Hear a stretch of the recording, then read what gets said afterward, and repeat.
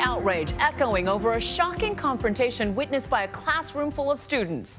A school officer violently arresting a high school girl. Turns out it's not the first time he's found himself answering questions about using excessive force. Now, Justice Department investigators piecing together all that led up to this terrifying event. The violent classroom confrontation caught on several cameras. Tonight, all angles being investigated by federal authorities. It all began during a morning algebra class at Spring Valley High School in Columbia, South Carolina. And this is someone that is physically in pain because of what she endured, and the world watched what she endured as she literally flew across the classroom. Authorities say a 16-year-old female student was being disruptive in class, either texting or chewing gum, and was repeatedly asked to leave. A school resource officer is called to the classroom. He walks over to the student, shuts her laptop, moves it away, and tells her to get up. I treat you fair last year, right? You don't know me? Okay, you're gonna come with me or am I gonna make you? He said, get up, get up, get up 3 times. She still didn't listen. That's when the situation escalates, her classmates witnessing the entire encounter as he slams her onto the ground. Hands behind your back. Give me your hands. Give me your hands. Like, tried to jack her out the desk, and when she wasn't coming, he like flipped the desk back and flung her out the desk, and then he flung her across the class, and she went like rolling into a table in the front of the classroom. Sophomore Tony Robinson was in the class and shot this video. He says he did it out of panic. Terrified.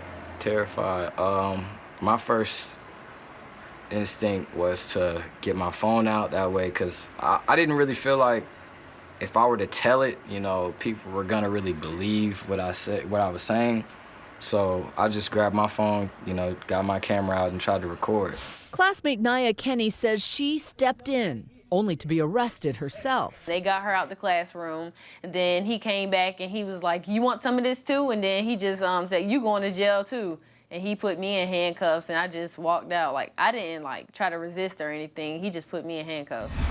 The school resource officer identified as 34-year-old Ben Fields, a deputy sheriff and football coach at the high school. Her arm is in a cast. She's got a Band-Aid on her forehead from the rug burn that she sustained. Her neck and back are both in pain. This is a child that was treated by a monster in a way that I've never seen before. Todd Rutherford is the lawyer now representing the young student in the video. They call him Officer Slam at the school because he's known to slam kids, and sure enough, that is exactly what he did. Today, school officials are outraged. What we all watched on that shamefully shocking video is reprehensible, unforgivable, and inconsistent with everything that this district stands for.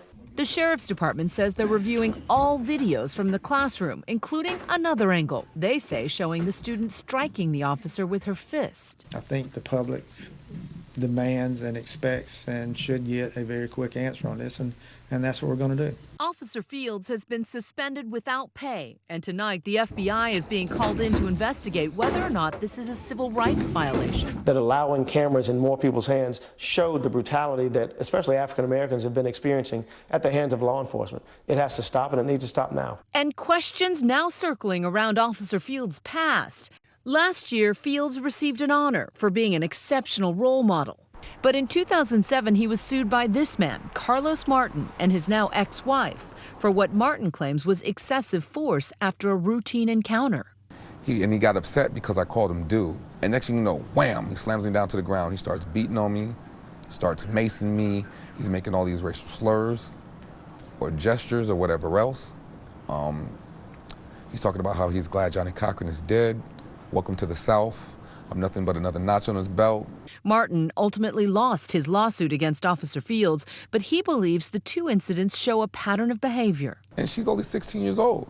You know, I almost kind of feel responsible because if that situation never happened to me, he would have never been at that school. Since yesterday, the hashtag assault at Spring Valley High spreading like wildfire on Twitter. Users tweeting, "She didn't deserve that." And how are students supposed to learn in an environment where they can be battered on any given day? Presidential hopeful Hillary Clinton getting into the fray, tweeting, "There is no excuse for violence inside a school. The assault at Spring Valley High is unacceptable. Schools should be safe places."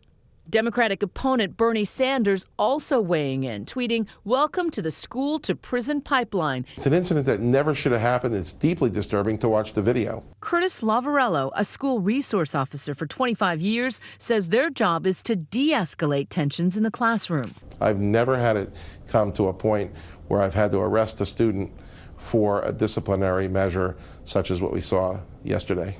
43% of the nation's high schools employed school resource officers in the 2013-2014 school year.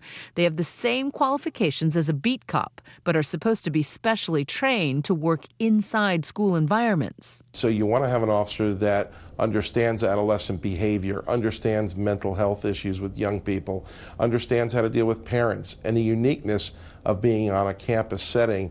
Officer Fields could not be reached for comment tonight, and Sheriff Lott says he'll likely decide tomorrow if he'll be fired. He could also face potential criminal charges or a civil suit from the family. This kind of officer is expected to know how to deal with students. And as a result, it could make it even easier for a student and her family to sue. As of tonight, Fields is also being investigated by the Justice Department's Civil Rights Division. But legal analysts say a bias case carries a higher burden of proof. Even if this officer was absolutely wrong to do what he did, it's only going to be a civil rights violation if he targeted this student because of her race. Regardless of what happens in court, the girl's family says this kind of behavior should never happen in a classroom. There were 10, 12 other things that he could have done rather than flipping her chair back and tossing her across the room. That's one thing that should never happen.